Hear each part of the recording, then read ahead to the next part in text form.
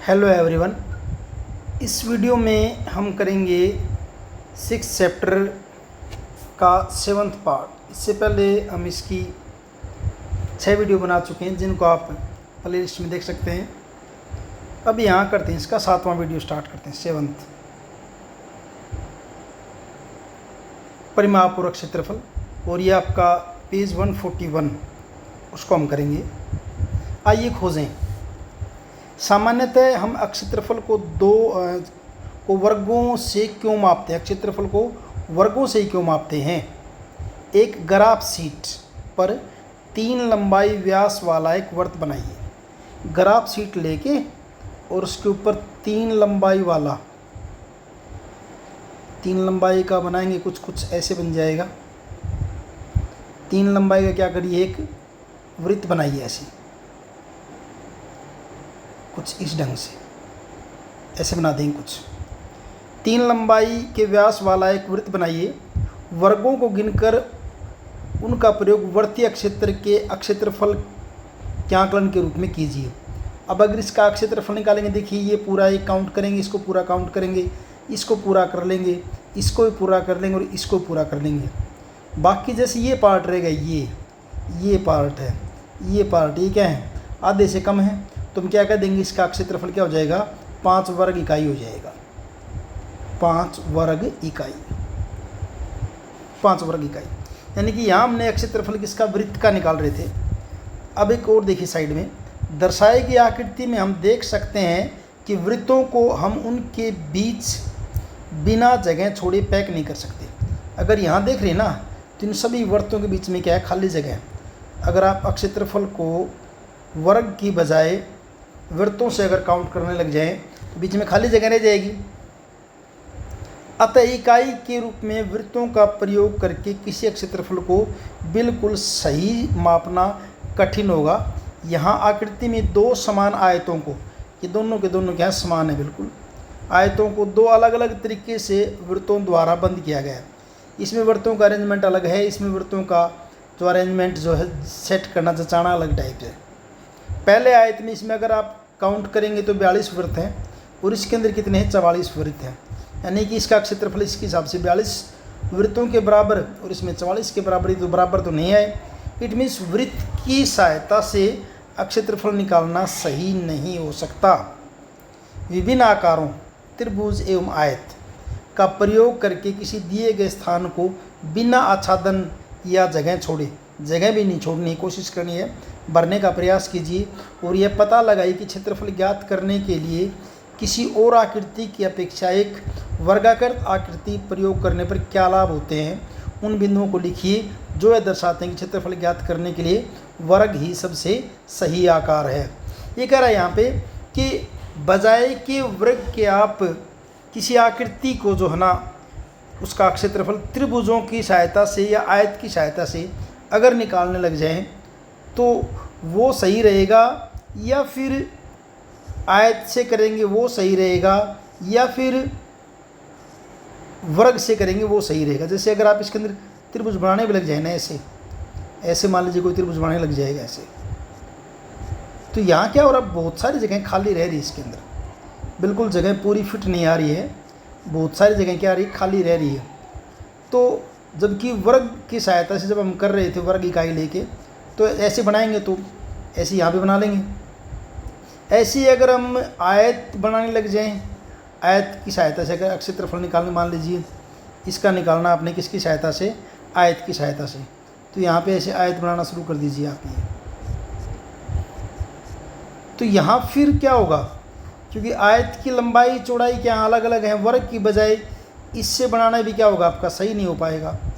तो सही तो किस में बनेगा आपका, वर्ग के अंदर ही सही बन पाता है, क्योंकि वहाँ से आप आधे का भी सही से आइडिया लगा सकते हैं। आधा से कम है उसको छोड़ देंगे, आधे से ज़्यादा है एक काउंट कर लेंगे।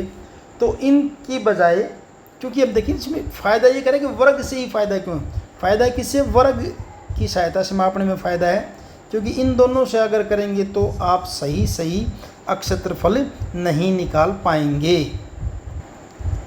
नेक्स्ट देखिए, गलियारे के बाहरी फर्श का क्षेत्रफल वर्ग मीटर में ज्ञात कीजिए। अब क्षेत्रफल निकालना तो क्या करना पड़ेगा आपको, लंबाई गुना चौड़ाई यानी कि लेंथ इंटू विड्थ। मान लीजिए लंबाई जो हो कितनी है 40 मीटर है और विड्थ जो कितनी है 25 है, तो क्या हो जाएगा 1000 वर्ग इकाई वर्ग मीटर हो जाएगी, क्योंकि वर्ग मीटर में कहा था ना। ये आंसर और भी हो सकते हैं आपको कि गलियारे का क्षेत्रफल निकालने के लिए लंबाई किसी की कुछ मिलेगी, किसी की कुछ मिलेगी। मैंने तो फॉर एग्जांपल एक ले लिया कि मान लीजिए जो गलियारा जो है उसकी लंबाई कितनी है 40 मीटर है, चौड़ाई कितनी है 25 मीटर है, उसका 1000 वर्ग मीटर हो जाएगा। ऐसे ही दूसरा जो आपके विद्यालय के खेल के मैदान का क्षेत्रफल, जो आपका विद्यालय है उसके अगर खेल के मैदान का क्षेत्रफल आपको निकालना है तो फिर क्या करेंगे, उसके लिए भी मान लेते हैं। बाकी अलग अलग स्कूल का विद्यालय की लंबाई चौड़ाई अलग अलग हो सकती है, तो वही क्षेत्रफल का फार्मूला तो वही रहना है, लेंथ इंटू विड्थ, लंबाई गुना चौड़ाई।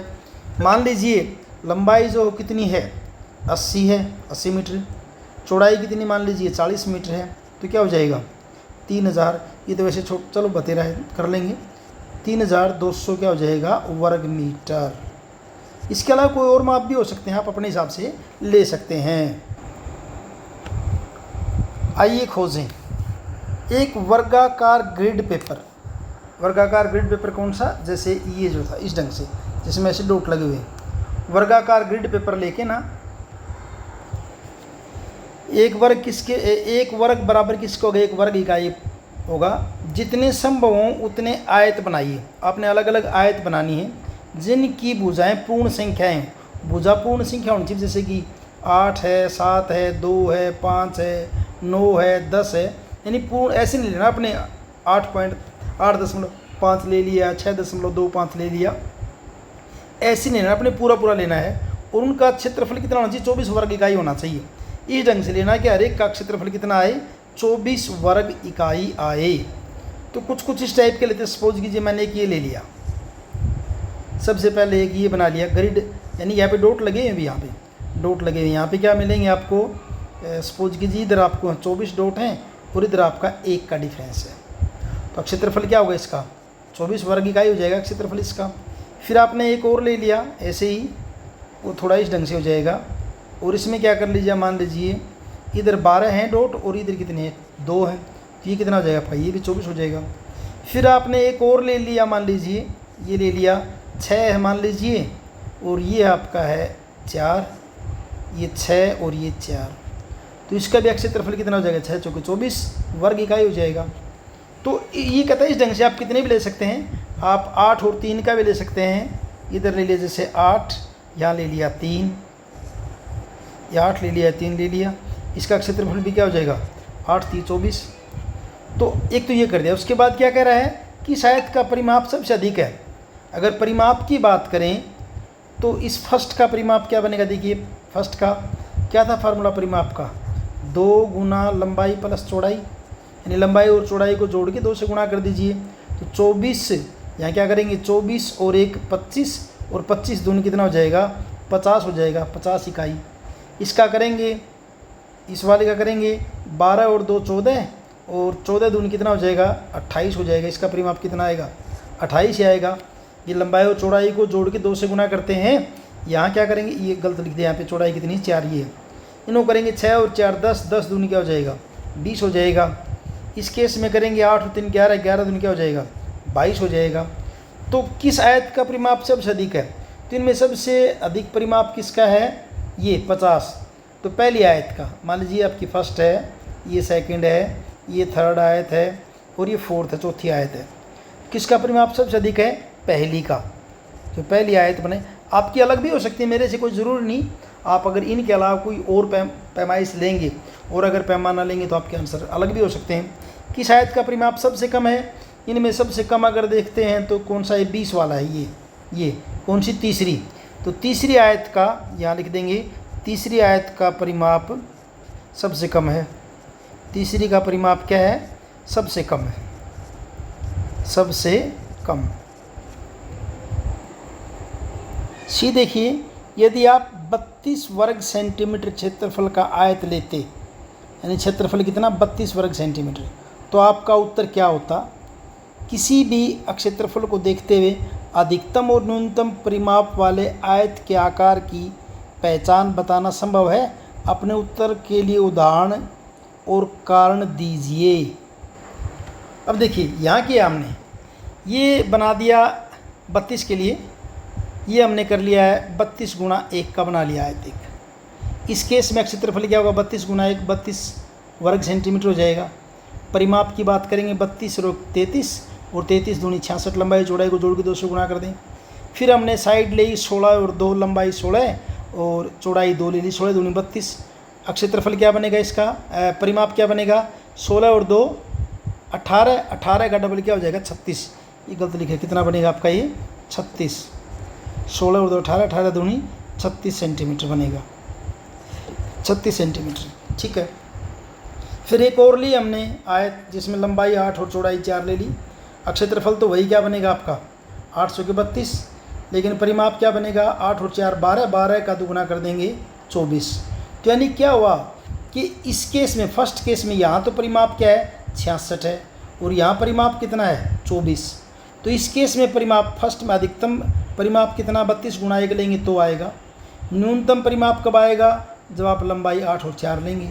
तो इससे रिजल्ट क्या निकला कि परिमाप ज़्यादा से ज़्यादा कब होगा, जब आपकी लंबाई आप ज़्यादा से ज़्यादा और चौड़ाई कम से कम होगी ना, उस समय परिमाप आपका ज़्यादा से ज़्यादा आएगा।